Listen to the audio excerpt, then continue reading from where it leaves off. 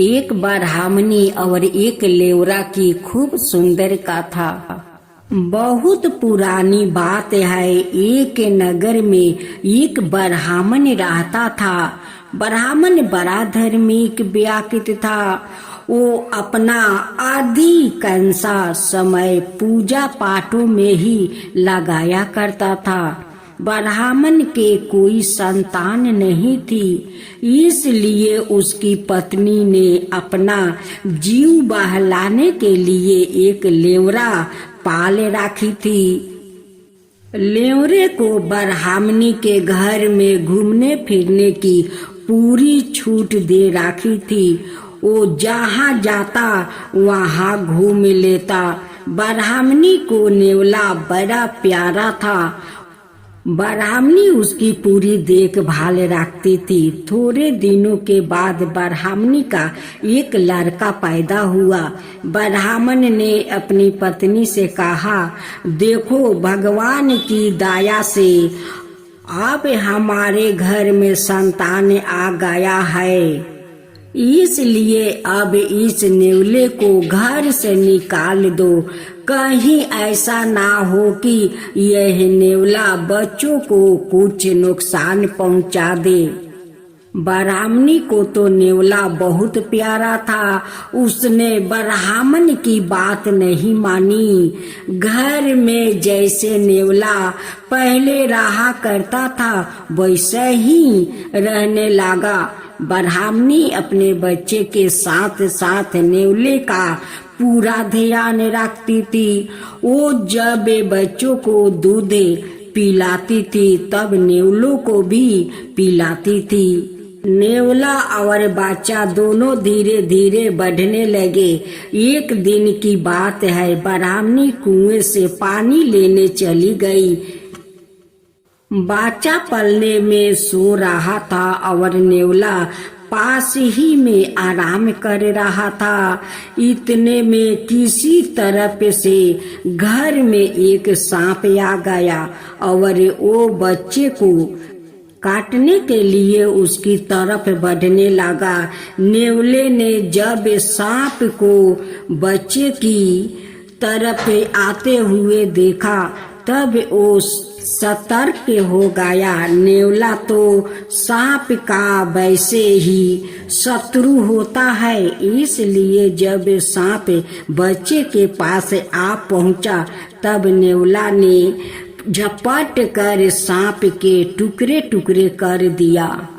घर में चारों ओर खून के छींटे बिखर गया और नेवला का मुंह खून से भर गया। नेवला अपने मन में बड़ा खुश था कि उसने अपने मालिक का बच्चों की जान बचा लिया है। नेवला मन ही मन बहुत खुश था कि आज मैं अपना मालिक को बचा कर मैं बहुत बहादुर का काम किया है। इस सांप को मार कर आज हमारी मालकिन आएगी तो बहादुर होने का आशीर्वाद तो जरूर देगी। वो अपनी मालकिनी को दिखाने के लिए घर के दरवाजे पर आ बैठा। ब्राह्मणी जब कुएं से पानी लेकर लौटी तब उसने खून में सने हुए लेवरा को दरवाजे पर बैठा हुआ देखी। लेवरा को देखते ही वो घबरा गई। तब उसे अपने बच्चों को ध्यान आया कि शायद आज इस दुष्ट नेवले ने उसे मार डाला है, इसलिए वो एकदम गुस्से में आ गया। उसने अपने पानी से भरे घड़ों को नेवला पर पटक दिया। नेवला मर गया। ब्राह्मणी रोती बिलखती हुई घर के अंदर पहुंची। देखा कि बच्चा उनकी आराम से पलने में सोए हुए है। पास में एक मारा हुआ सांप पड़ा है। देखते ही उसको अपनी भूल मालूम हुआ। वो पछताने लगी कि बेचारा नेवला की जान व्यर्थ में ही गई। ब्राह्मण जब लौटा तो उसे सारा हाल मालूम हुआ। वो ब्राह्मणी से बोला, बिना सोचे समझे जो काम किया जाता है उसका ऐसे ही परिणाम निकलता है। बिना सोचे समझे किसी पर हमला मत करो। पहले तुम जांच पड़ताल करो कि वो सत्य है यह झूठ, तब उस पर विचार करो। अगर बिना सोचे समझी ऐसा काम करोगी तो तुम्हारा ऐसा ही परिणाम मिलेगा। पुराने समय की बात है, एक जंगल में एक सियाल रहा करता था। सियाल अपने शिकार के लिए प्रत्येक दिन किसी जानवरों को मार लिया करता था। एक बार सियाल को कोई शिकार ना मिला। सियाल शिकार की तलाश में काफी दूर एक बस्ती के तरफ निकल गया। बस्ती में बहुत से कुत्ते रहा करते थे। जब उन्होंने इस सियाल को देखा तब सब कुत्तों ने मिलकर सियाल का पीछा करना शुरू कर दिया। सियाल अकेला था, कुत्तों बहुत थे, इसलिए सियाल अपने बचाने का कोई उपाय खोजने लगा।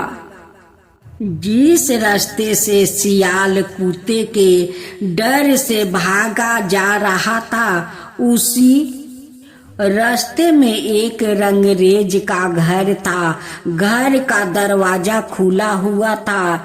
सियाल ने अपनी प्राण रक्षा के लिए वो ही घर ठीक समझा और वो तुरंत रंगरेज का घर में जा घुसा। रंगरेज का घर में एक नाद रखी थी जिसमें नीला रंग घुला हुआ था। सियाल जब घर में घुसा तब उसने उस नाद को नहीं देखा। फिर सियाल को उस समय अपने बचाने की चिंता थी, इसलिए वो बिना कुछ देखे समझे ही सीधा मकान में घुसता चला गया। फल यह हुआ कि वो उस नाद में जा गिरा। नाद में से जब सियाल निकला तब उसका सारा शरीर नीले रंग में रंगा हुआ था। रंग के कारण उसकी सारी सूरत बदल गई। धीरे धीरे वो मौका देखकर घर में से बाहर निकला और जंगल की ओर चल गया। जंगल के जानवरों ने जब सियाल को देखा तब वो उसे नहीं पहचान सके। उन्होंने इससे पहले कई नीला जानवरों नहीं देखा था, इसलिए वो सब ही सियालों को एक नया जानवर समझ कर डरने लगा। इधर जब सियाल को यह पता लगा कि उसके रंग को देखकर सब जानवरों डरते हैं, तब उसने एक नई तरकीब और सोची। वो उछलता हुए जंगल के राजा शेर के पास पहुंचा। शेर ने पहले ही सुन रखा था कि जंगल में एक नीले रंग का ताकतवर जानवर नया और आया है, इसलिए जब सियाल उसके पास पहुंचा तब शेर डर कर उसके सामने हाथ जोड़कर खड़ा हो गया। बोला, आइए महाबली, स्वागत है। सियाल मन में बड़ा प्रसन्न हुआ। उसे अपने भाग्य पर गर्व होने लगा। कर बोला, देखिए महाशय, मुझे भगवान ने इस जंगल में इसलिए भेजा है कि मैं आप सब पर शासन करूं इस जंगल में अनाए सब जंगलों से अधिक गड़बड़ रहती है, इसलिए भगवान ने मुझे यहाँ अच्छा राज्य स्थापित करने के लिए भेजा है। शेर बड़ी विनय से बोला, हाँ हाँ राजन, भगवान ने हम पर बड़ी कृपा की है, जो आप जैसा योग्य बलवान और गुणी राजा हमारे लिए भेजा है। हम जंगल के सब प्राणी आपका स्वागत करते हैं। आप हमें आज्ञा दे कि हम आपकी अब क्या सेवा करें। सियाल अपनी तरकीब की सफलता पर बड़ा प्रसन्न होने लगा। बोला, आप जंगल के सब प्राणियों को मेरे सामने बुलाइए ताकि मैं उनका दुख दर्द समझ सकूं। शेर ने कहा, जो आज्ञा महाराज। अभी मैं जंगल के सारे प्राणियों को आपकी राजसभा में उपस्थित करता हूँ। कुछ देर बाद जंगल के हजारों जानवरों सियाल के दरबार में हाजिर हो गया।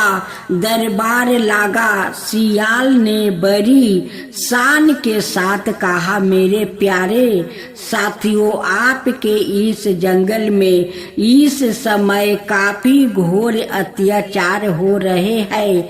इन अत्याचारों को देखकर भगवान के हृदय में बड़ी दया आई है और उन्होंने आप सबकी सेवा के लिए मुझे यहाँ भेजा है। अब आप किसी प्रकार की चिंता ना करें, मैं आप सबके साथ अन्याय करूँगा।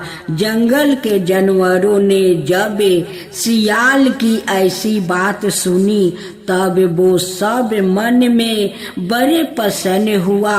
सियाल बोला, देखो भाइयों, मैंने आज से श्री शेर सिंह को अपना मित्र बनाया है और श्रीमती लोमड़ी देवी को अपना विशेष दूत नियुक्त किया है। मैं उन दोनों की मदद से आप सबके दुख दर्द की खबर लेता रहूंगा। सब जानवर बड़े ध्यान से सियाल की बात सुन रहे थे। सियाल ने आगे कहा, भाइयों, आपको मुझसे डरने की कोई बात नहीं है। याद आपको कोई तकलीफ हो तो आप मुझे बताओ, मैं यथाशक्ति उसे दूर कर दूंगा। सब जानवर चुप बैठे रहे। जब किसी जानवर ने कोई तकलीफ ना बताई तब सियाल ने दरबार समाप्त कर दिया। सब जानवर अपने घर खुश होकर लौट गया। सियाल का राजा होते ही शेर को बड़ी तकलीफ हो गई। अब वो ना कहीं अपने इच्छा अनुसार जा सकता था और ना अपने इच्छा अनुसार कुछ खा सकता था। लोमड़ी का भी यही हाल था। या दोनों दिन प्रतिदिन कमजोर होने लगा। इधर सियाल को मन पसंद भोजन मिल रहा था। वो दिन प्रतिदिन खूब खा खा कर मोटा होने लगा। मेहनत के बिना आराम से उसके दिन कट रहे थे। आनंद से रात को सोता। एक दिन की बात है, रात को जंगल में किसी सियार ने आवाज लगाई। सियाल राजा उस समय आनंद से सो रहा था। आवाज सुनकर उसकी आंख खुल गई और वो भी मस्त होकर अपने भाई सियाल की तरह आवाज लगाने लगा। सियाल की आवाज सुनते ही शेर जाग गया और उसने सियाल की चालाकी को पहचान लिया। कई दिन से भूखा रहने के कारण शेर गुस्से में तो था ही, सियाल की आवाज सुनते ही भड़क उठा और उसने झपट कर सियाल का काम तमाम कर दिया। शेर फिर जंगल का राजा होकर सुख से रहने लगा। झूठ और धोखे मुश्किल से मिलता है, कभी ना कभी अवश्य प्रकट होता है। इसलिए कभी किसी को धोखा नहीं देना चाहिए, क्योंकि धोखा का फल धोखा ही मिलता है।